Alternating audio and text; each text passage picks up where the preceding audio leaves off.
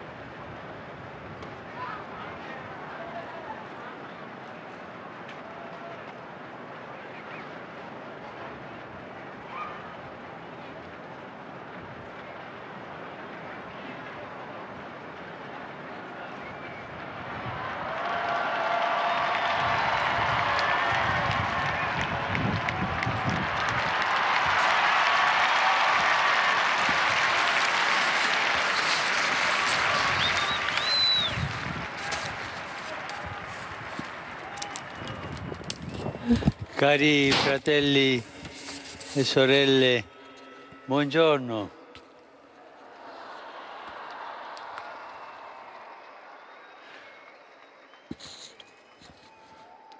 Nous savons que chaque dimanche, nous faisons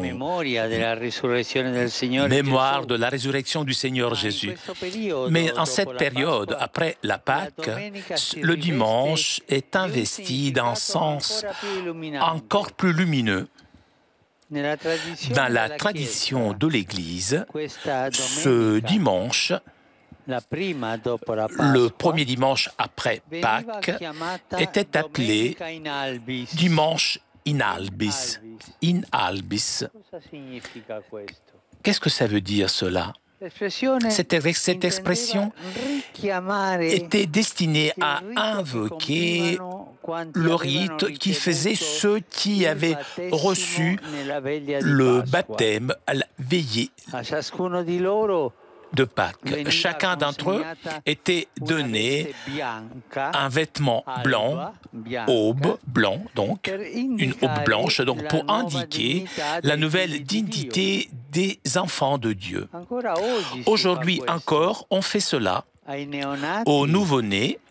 On offre un petit vêtement symbolique alors que les adultes portent un vêtement véritable comme nous l'avons vu lors de la veillée pascale. Et ce vêtement blanc, dans le passé, était porté pendant une semaine jusqu'à ce dimanche. Et de cela vient le mot in albis, ce qui veut dire pour enlever donc le vêtement blanc. Et une fois enlevé le vêtement blanc, les néophytes commençaient donc leur nouvelle vie dans le Christ et dans l'Église. Il y a une autre chose. Lors du jubilé de l'année 2000, Saint Jean-Paul II avait établi que ce dimanche était dédié à la divine miséricorde. C'est vrai, c'était une très grande intuition, mais c'était le Saint-Esprit qui a inspiré Saint Jean-Paul II. Depuis quelques mois, nous avons conclu le jubilé extraordinaire de la miséricorde et ce dimanche nous invite à reprendre avec force la grâce qui vient de la miséricorde de Dieu. L'évangile d'aujourd'hui est le récit de l'apparition du Christ ressuscité aux disciples réunis au Cénacle. Saint Jean écrit que Jésus, après avoir salué ses disciples, il leur dit Comme le Père m'a envoyé moi, je vous envoie vous. Cela dit, il a fait le geste de souffler vers eux et il ajouta: recevez l'Esprit Saint. À ceux qui vous pardonnerez le péché, ils seront pardonnés. Voilà le sens de la miséricorde qui se présente le jour justement de la résurrection de Jésus comme le pardon des péchés. Le Christ ressuscité a transmis à son Église comme son premier devoir, sa même mission d'apporter à tous l'annonce concrète du pardon. Voilà le premier devoir, annoncer le pardon. Ce signe visible de sa miséricorde apporte avec lui la paix du cœur et la joie de la rencontre renouvelée avec le Seigneur. La miséricorde, à la lumière de Pâques, cela se laisse percevoir comme une véritable forme de connaissance. Et cela est important. La miséricorde est une véritable forme de connaissance. Nous savons qu'on connaît à travers de nombreuses formes. On peut connaître grâce au sens, on peut connaître grâce à l'intuition, la raison et aussi d'autres formes encore.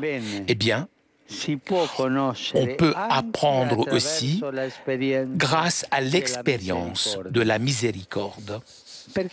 Puisque la miséricorde ouvre la porte de l'esprit pour mieux comprendre le mystère de Dieu et de notre existence personnelle.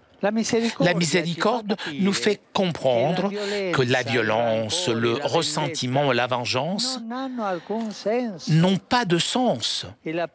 Et les premières victimes sont ceux qui vivent de ces sentiments, puisque cette personne se prive de sa propre dignité. La miséricorde ouvre également la porte du cœur et nous permet d'exprimer la proximité, surtout avec ceux qui sont seuls et marginalisés, puisque les fait sentir frères et fils d'un seul Père. La miséricorde facilite la reconnaissance des personnes, de tous ceux qui ont besoin de consolation et permet de trouver les mots appropriés pour donner du réconfort. Frères et sœurs, la miséricorde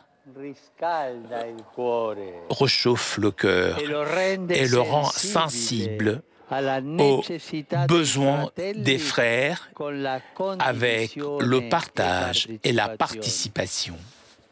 La miséricorde, finalement, nous oblige tous à être des instruments de justice, de réconciliation et de paix. N'oublions jamais que la miséricorde est la clé de voûte dans la vie de foi et la forme concrète avec laquelle nous donnons visibilité à la résurrection de Jésus. Marie, Mère de la miséricorde, nous aide à croire et à vivre avec joie tout cela. Regina Celi letare, alleluia. Resurrexit sic ut dixit, alleluia. Ora pro nobis Deum, alleluia. Gaudet letare, Virgo Maria, alleluia. Qui resurrexit Dominus vere, alleluia. Deus, qui per resurrezione in Filii Tui Domini nostri Iesu Christi, mundum letificare dignatus est, presta quesumus, ut per eius genitricem Virginem Mariam, perpetue capiamus gaudia vitae, per eundem Christum Dominum nostrum. Amen. Gloria Patri et Filio et Spiritui Sancto. Sicut erat in principio et nunc et semper et in saecula saeculorum. Amen. Gloria Patri et Filio et Spiritui Sancto. Sicut erat in principio et nunc et semper et in saecula saeculorum. Amen. Gloria Patri et Filio et Spiritui Sancto. Sicut erat in principio et nunc et semper et in saecula saeculorum. Amen. Pro fidelibus defuntis, requiem aeternam dona eis Domine. Et lux perpetua lucetes. Requiescant in pace. Amen. Sit nomen Domini benedictum. Ex hoc nunquae usque in saeculum. Aiuterium nostrum in nomine Domini. Qui fecit caelum et terram. Benedicat vos, omnipotens Deus, Pater, et Filius, et Spiritus Sanctus. Amen.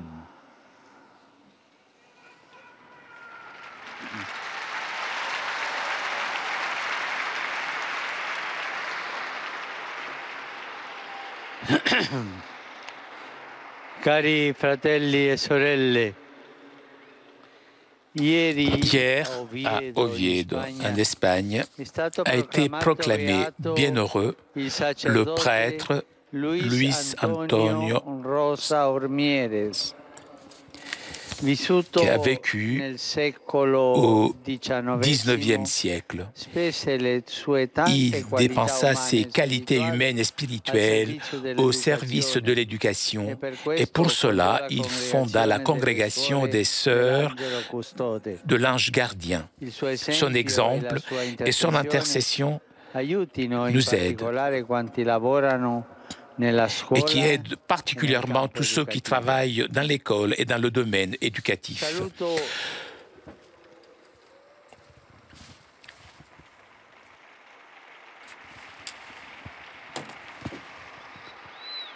Je vous salue de tout cœur, vous tous, fidèles romains et pèlerins d'Italie et de tant de pays, et particulièrement la confrérie de Saint-Sébastien de Kerkrade, en Hollande, le Nigerian Catholic Secretariat et la paroisse en Allemagne. Je salue les pèlerins polonais et je tiens à exprimer toute ma gratitude pour l'initiative de la Caritas Pologne au soutien de tant de familles en Syrie. Une salutation particulière aux dévots de la Divine Miséricorde convenus aujourd'hui dans l'église de Saint-Esprit in Sassia,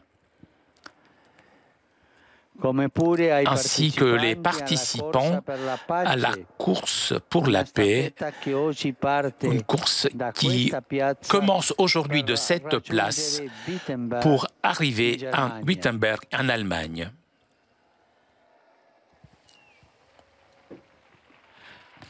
Je salue les nombreux groupes d'enfants, particulièrement les confirmés et les confirmants.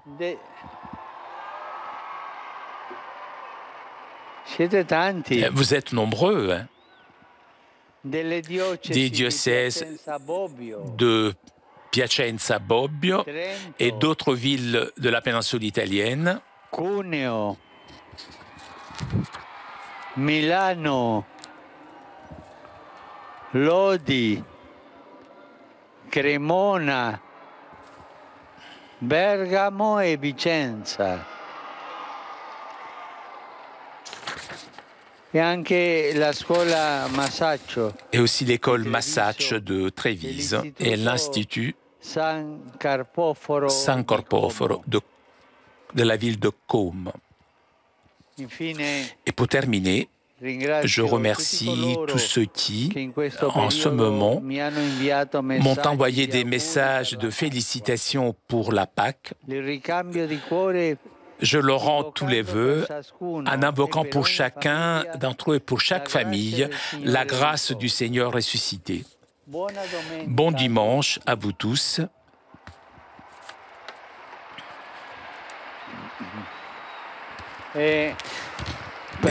S'il vous plaît, n'oubliez pas de prier pour moi. Buon pranzo et arrivederci. Bon déjeuner et au revoir.